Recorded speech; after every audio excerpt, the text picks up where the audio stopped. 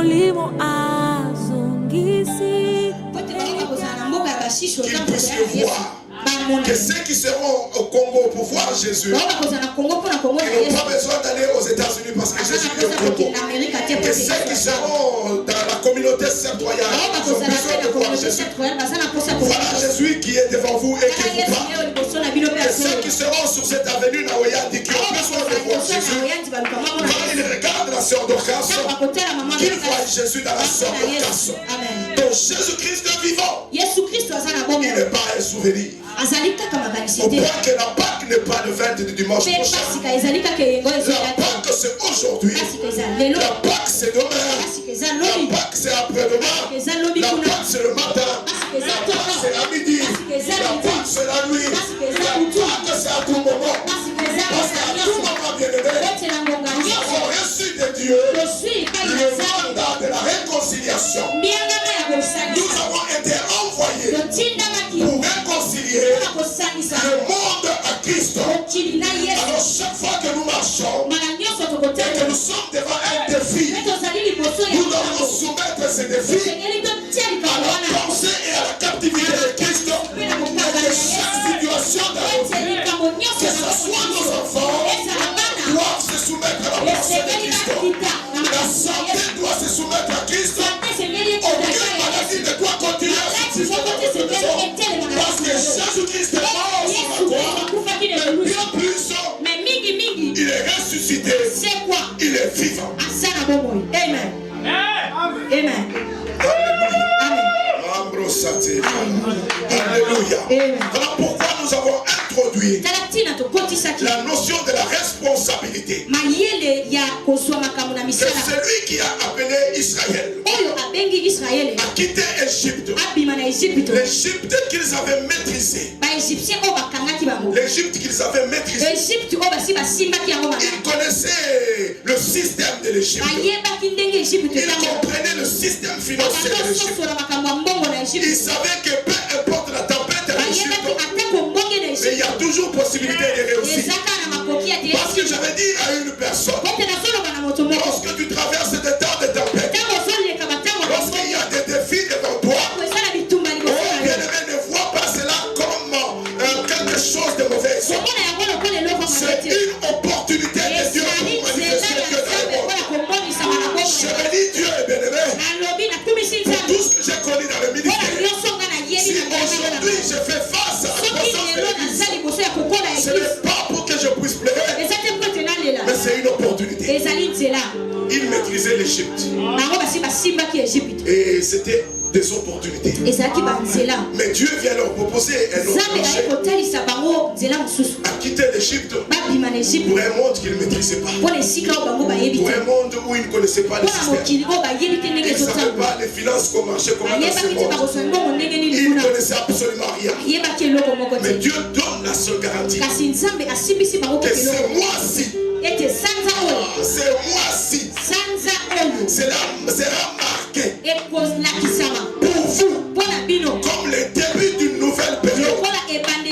Une période où je vous prendrai en charge. Je ne vous demande pas à quitter Égypte pour que vous soyez oisifs. Pour que vous soyez oisifs dans le désert. Mais si je prends la décision de vous faire quitter Égypte, c'est pour vous amener quelque part.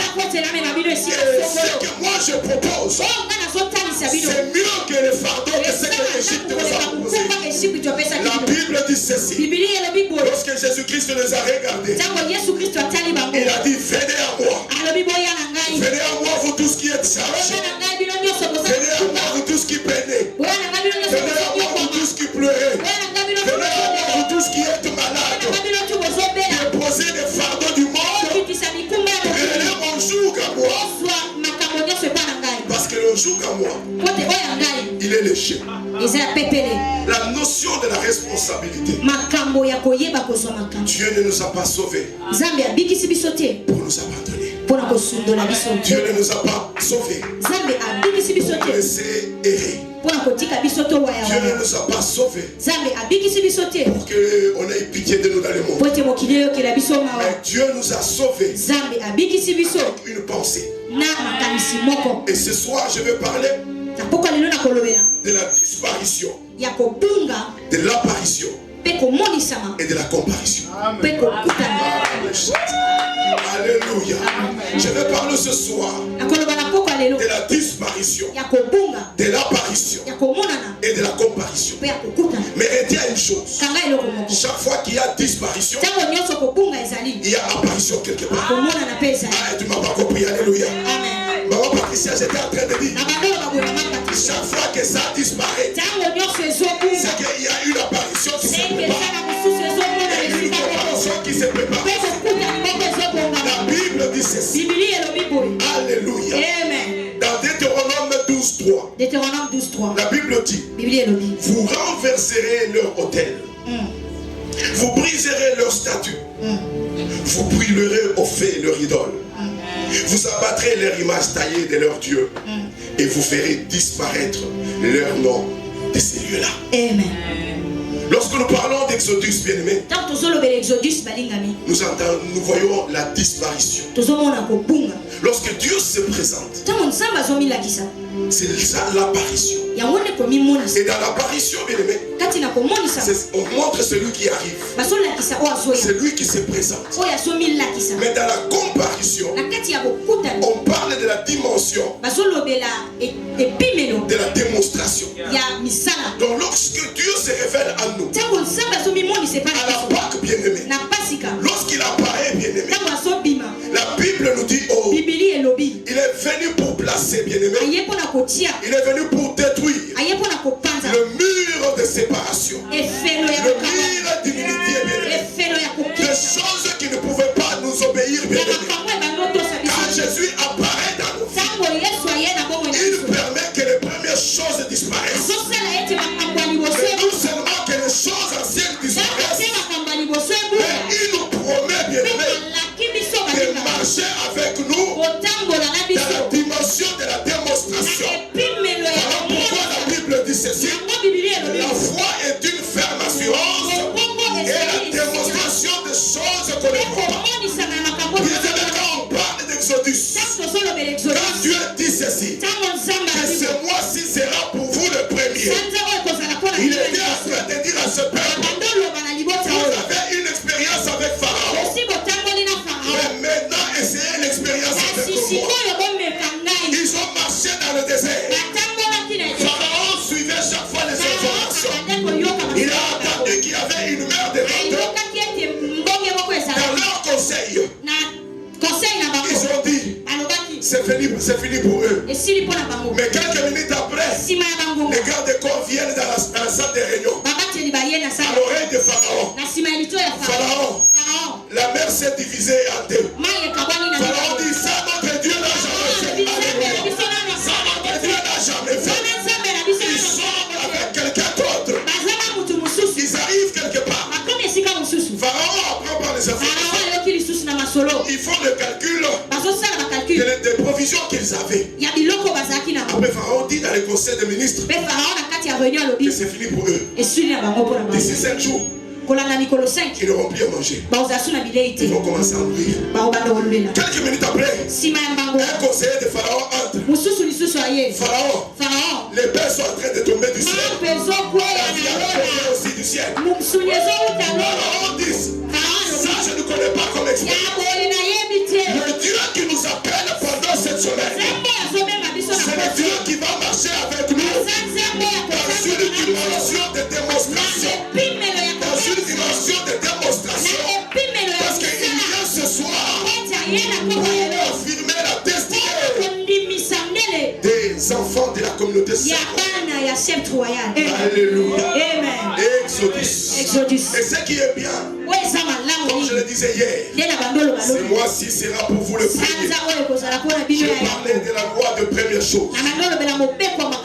J'ai dit lorsque les prémices sont saintes, la masse l'est aussi. Et quel est le principe actif, bien-aimé, de cette loi de première chose? Nous devons comprendre, bien-aimé, 3 choses. 3 réalités, bien-aimé.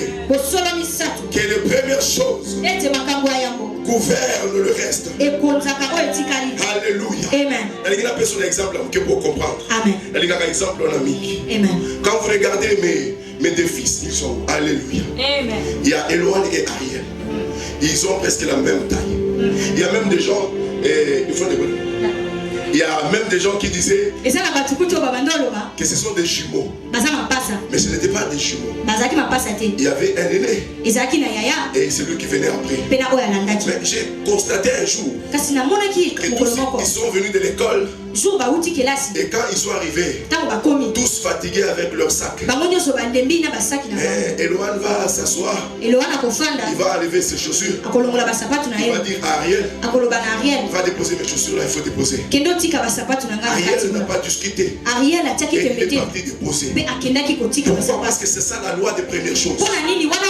Les premières choses ont un pouvoir sur les restes. Si Jésus-Christ est le premier né d'entre les morts, il a le pouvoir sur tout ce qui reste. Quand Jésus parle, obéir. Quand Jésus parle, les affaires obéissent. Quand Jésus parle, les portes s'ouvrent. Quand Jésus parle, les contrats sont signés. Et la deuxième loi, des lois des premières choses. Pour Dieu, les premières choses rachètent la totalité de l'ensemble dont il est issu. Les premières choses ont le pouvoir de racheter la totalité de l'ensemble dont il est issu. La Bible dit ceci, que Jésus-Christ, il était 100% homme.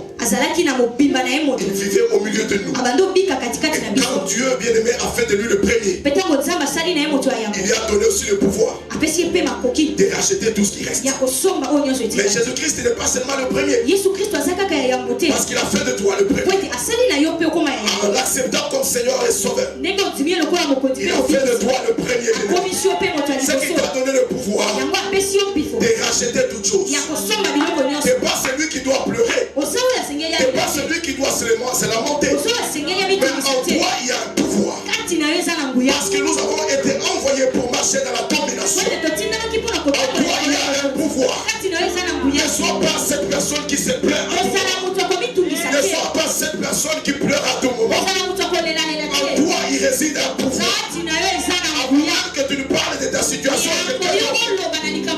sois certain, bien-aimé, que tu exerces ton autorité selon la loi des premières choses. Et la première chose est toujours une propriété du Seigneur. Et ce qui appartient à Dieu, on ne peut pas les toucher sans impunément. Alléluia. Amen. Dieu dit dans sa parole qu'il ne permet pas que tu touches à la prunelle de son œil. Dieu n'a pas prévu que quelqu'un, un sorcier, et même je ne sais pas quel occultiste, de te toucher impunément. Alléluia. Amen. Pour leur sécurité, ils ont peur de ma vie. Mais le problème avec toi, c'est ce que Colossiens nous a dit. Lorsque Paul est en train de prier, il dit, je prie que vous puissiez avoir, que vous soyez remplis de la connaissance de sa volonté. Parce que bien de fois, c'est la volonté de Dieu que nous connaissons. Alléluia. L'interprète est venu aujourd'hui. Elle m'a demandé, comment va l'enfant qui est à l'hôpital? Je lui ai dit, je m'en fous. Elle dit, quoi? J'ai dit, je m'en fous. Elle dit, comment tu peux dire ça? J'ai dit, le Dieu qui m'a donné de faire un séminaire là, c'est à lui de s'en charger. Alléluia. C'est à lui de s'en charger. Et moi, je m'en fous de cela. Alléluia. Bien-aimé, aujourd'hui, j'ai reçu un témoignage de Maman Rose. Avant qu'elle ne parte, elle est venue me voir. Elle dit, papa, ça fait un dimanche, je n'ai pas prié avec vous. Mais j'étais en train de suivre la prière à partir de la maison. Et j'avais comme une paralysie paralysie au niveau de la main. Je ne pouvais pas bouger la main. Mais j'ai commencé à prier. Et j'ai dit à Dieu, Seigneur, ça sera ta honte que les gens voient que je suis incapable de t'acclamer. Alors ça me sert à quoi? Il dit après la prière, ça s'est fait automatiquement. Sa main a commencé à bouger. Et elle a commencé à acclamer. Elle a commencé à acclamer. C'est ça, Exodus. Exodus, bien-aimé. Pour vivre Exodus, bien-aimé, vivre la prise en charge de Dieu, nous devons être remplis de la connaissance de Jésus-Christ, la connaissance de sa volonté, non seulement de la connaissance de sa volonté, mais de la sagesse de Dieu et de l'intelligence spirituelle. Alléluia. Exodus, la prise en charge, la notion de la responsabilité. Nous avons lu avec vous le texte d'Exode hier, où lorsque Dieu était en colère contre le peuple, Moïse va lui rappeler quelque chose pour dire, Seigneur, si tu les tuais tous, qu'est-ce que les Égyptiens vont dire? Que celui qui les a libérés était incapable d'aller avec eux jusqu'à la fin. Je suis venu dire à une personne pendant cette semaine, le Dieu que tu as accepté, il n'est pas un Dieu incapable. Il y a même des gens qui par fausse modestie, ils disent, pourquoi chaque fois demander des choses à Dieu? Pourquoi chaque fois demander la prospérité à Dieu? Non, bien aimé, moi je veux dire deux choses. Que celui qui a apparu, il est celui qui a décidé de marcher avec moi dans la démonstration, afin que le monde des ténèbres puisse savoir que j'appartiens à un autre maître. Tu ne peux pas réussir dans ta destinée tant que tu ne t'es pas chargé des hôtels de ton père, des hôtels de ta maison, bien-aimé. Dieu est apparu à son peuple, bien-aimé. Il devait avoir une disparition.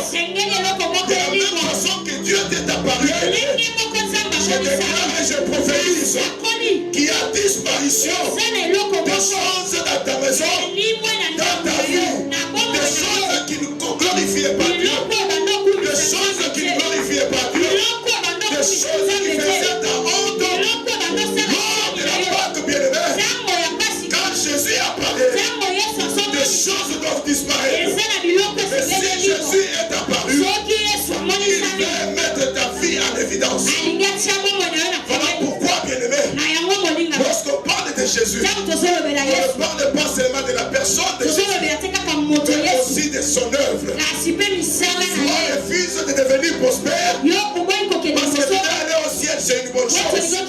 Mais Jésus est apparu pour que nous puissions marcher dans la démonstration. C'est comme ça lorsqu'il prie, bien-aimé. Jésus dit ceci: Père, je ne te prie pas de les ôter du monde. Ils sont dans le monde, mais ils ne sont pas du monde. Ce que je te demande, c'est de les préserver du monde. Or, le monde, quand il vient, il va nous dire quelque chose. Que le diable avait reçu la royauté du monde, bien aimé. Mais Jésus a dit, devant cette réalité, préserve-le. C'est-à-dire que lorsque le diable viendra imposer la pauvreté, toi qui connais Christ, Dieu a dit que tu sois préservé, mais que toi tu connaisses la richesse glorieuse de Dieu. La Bible dit ceci.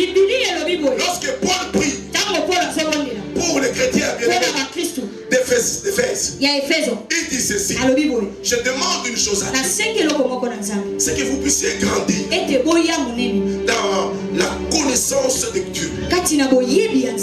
Et il dit ceci: pour que vous ayez la compréhension, ou soit encore dans d'autres versions, l'acuité spirituelle, la perception spirituelle de ce qui est attaché à son espérance. Alléluia. L'espérance qui est attachée à son appel. Non seulement l'espérance qui est attachée à son appel, mais aussi la richesse glorieuse de Dieu. Non seulement la richesse glorieuse de Dieu, mais la toute puissance de Dieu qui a ressuscité Jésus d'entre les morts.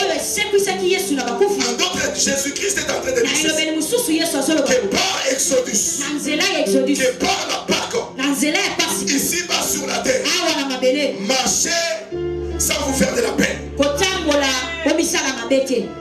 Mettez toute votre confiance dans celui qui vous a appelé. C'est lui qui vous a appelé. Il ne vous a pas appelé pour que vous puissiez mourir. Lorsque Pierre il a appelé Pierre, Pierre a commencé à marcher sous les eaux. Mais lorsque la tempête est venue, Jésus-Christ l'a tenu par la main. C'est lui qui nous a appelés. Il y a une espérance attachée à son appel. Et puisqu'il nous a appelés, les réalités du monde ne peuvent pas nous détruire. Parce qu'il vit jour après jour en nous. Si la Pâque pour vous, si c'est un souvenir, lorsque la tempête va surgir, vous risquez bien aimé de vous enfoncer. Mais c'est lui qui m'a appelé à moi. Il est vivant tous les jours. Je n'ai pas à le commémorer bien aimé, à me souvenir de lui. La Pâque est une réalité dans ma vie. Et quand je marche bien aimé, je m'en fous de tout. Alléluia. Nous étions en train d'attendre dans les anciens temps que lorsqu'il y avait une crise dans la maison, les parents ne dormaient pas. Ils comptaient les temps. Moi, j'ai jamais compté les temps. Alléluia. À Kinshasa même on dit ceci. Une expression. Lorsque les choses deviennent compliquées pour toi, on dit que tu vas lire l'heure. Tous ceux qui ont été appelés par Jésus, ils ne vont pas lire l'heure. Alléluia. Parce qu'il y a une espérance qui est attachée à l'appel. Non seulement une espérance attachée à l'appel, mais il y a la richesse glorieuse de Dieu. La richesse glorieuse de Jésus. Peut-être que vous n'avez pas l'image de cela.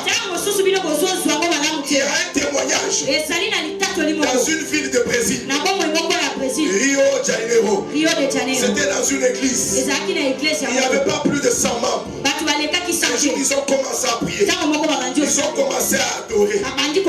Devant bien-aimé la chair, il y avait comme un seau. Il y avait l'huile qui coulait de la Bible qui avait rempli le seau. À part cela, quand ils ont ouvert les yeux, ils ont vu des pieds de géants dans l'église. Et ces pieds avaient laissé quoi? Des diamants. Des diamants rouges. Des diamants bleus. Bien, mais quand ils sont allés demander le prix, on leur a dit que ça, c'est difficile de donner le prix. Parce que ce n'est pas les diamants de la terre. C'est ça la richesse glorieuse de Dieu. Dieu a pourvu ces choses pour notre démonstration. Pour notre démonstration. C'est lorsqu'il nous a appelés, c'est pour vivre cela.